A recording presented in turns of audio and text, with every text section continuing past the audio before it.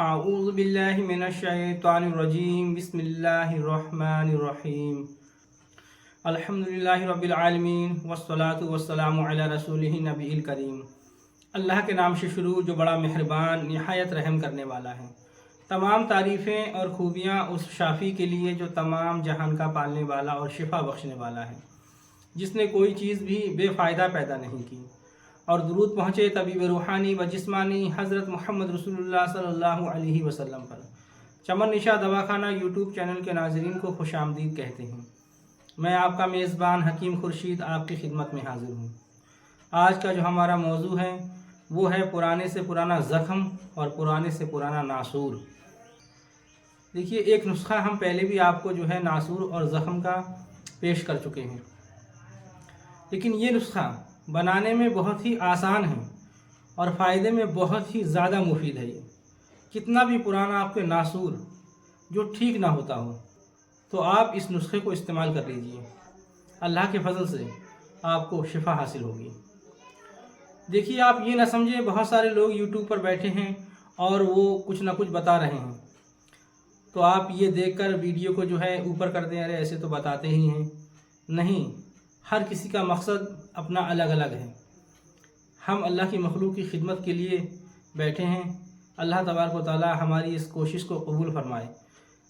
آپ ایک بار ہمارے بتائی ہوئے نسخوں کو آزما کر دیکھیں، ایک بار آپ استعمال کریں، تبھی آپ فیصلہ کر سکتے ہیں صحیح ہے یا غلط ہے۔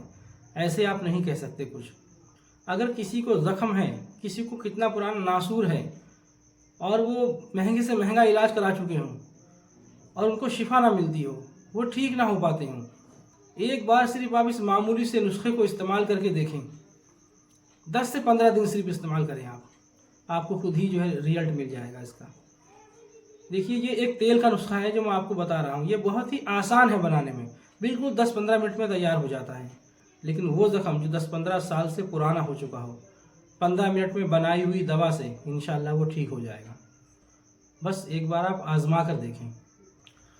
جو زخم بہت پرانا ہو گیا ہو اور مرہم پٹی کر کر کے تھک چکے ہوں اور ناسور بن گیا ہو، کتنا بھی پرانا ناسور ہو اور وہ ناسور لا علاج ہو گیا ہو، ڈاکٹر نے کہہ دیا ہو کہ پیر یا ہاتھ کاٹنا ہی پڑے گا، یعنی کہ وہ ناسور جو لا علاج ہو، جس کا کوئی علاج نہ ہو، اور ڈاکٹروں نے کہہ دیا ہو کہ اب کوئی اس کا علاج نہیں ہے، پیر یا ہاتھ کاٹنا ہی پڑے گا تبھی آپ بچ پاؤ گے، تو انشاءاللہ ان لوگوں کے لیے یہ نسخہ ایک خوشی کا پیغام ہے، امید کی ایک کرن ہے۔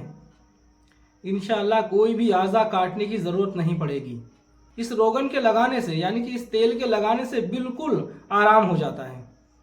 صاحب نسخہ فرماتے ہیں کہ ایک مریضہ کے زخم سے روزانہ بکثرت پیپ نکل جایا کرتی تھی۔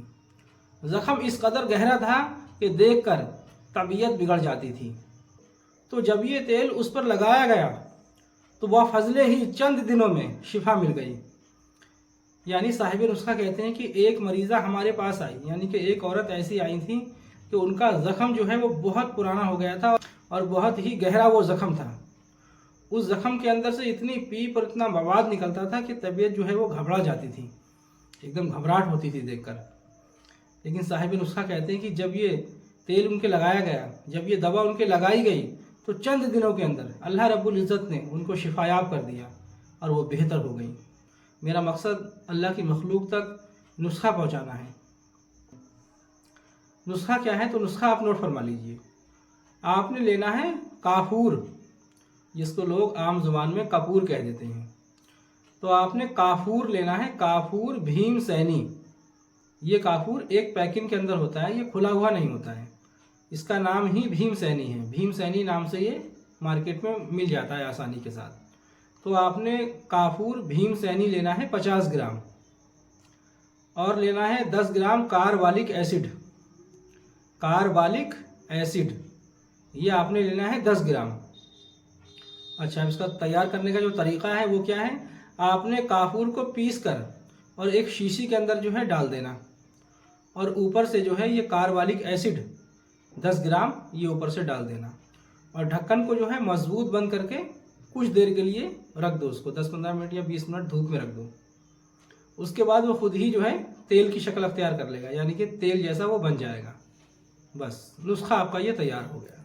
بس صرف آپ کو اتنا سا ہی کام کرنا ہے، آپ صرف اتنا سا کام کر لیجئے، اور وہ زخم جس سے آپ عاجز آ چکے ہوں، پریشان ہو چکے ہوں، اپنی زندگی سے مایوس ہو چکے ہوں، تو بس آپ یہ لگا لیجئے۔ اتنا تو کر سکتے ہیں نا آپ، یہ تو آسان ہے نا، ایک بار کر کے دیکھ لیں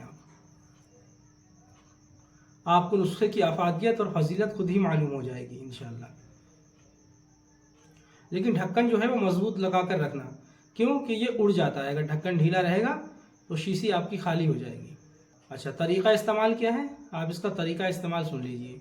اگر آپ کا ناسور بہت پرانا ہے اور بہت گہرا ہے تو آپ نے ایک پچکاری کے اندر جو ہے اس کو بھر لینا شیشی میں سے، اور اس کے بعد میں جو ہے زخم کے اوپر ڈال دینا پچکاری سے، جہاں تک پہنچ سکے آرام سے پورے زخم کے اندر، پورے ناسور کے اندر آپ لگا دو اس کو پچکاری سے۔ یا پھر آپ ایک دوسرا طریقہ ہے، مان لو زخم زیادہ گہرا نہیں ہے، ناسور آپ کا زیادہ گہرا نہیں ہے، تو آپ روئی کی جو ہے بتی تر کر کے اس دوا کے اندر، اور وہ بھی جو ہے بھر سکتے ہیں زخم میں، یہ بھی ایک طریقہ ہے۔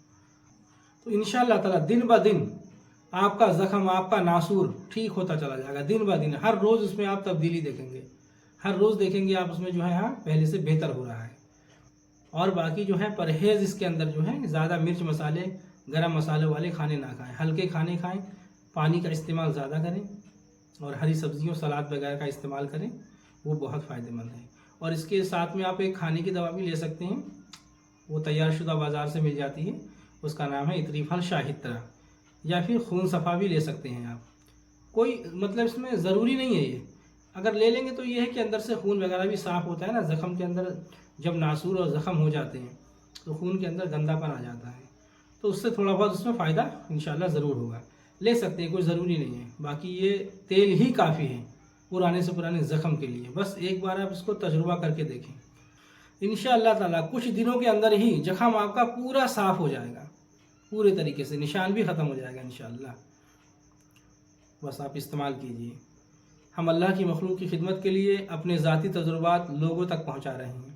اللہ تبارک و تعالی ہمارے بتائے ہوئے نسخے سے آپ کو فائدہ اٹھانے کی توفیق دے، اور مجھے میری محنت کا دونوں جہاں میں ثمرہ عطا فرمائے۔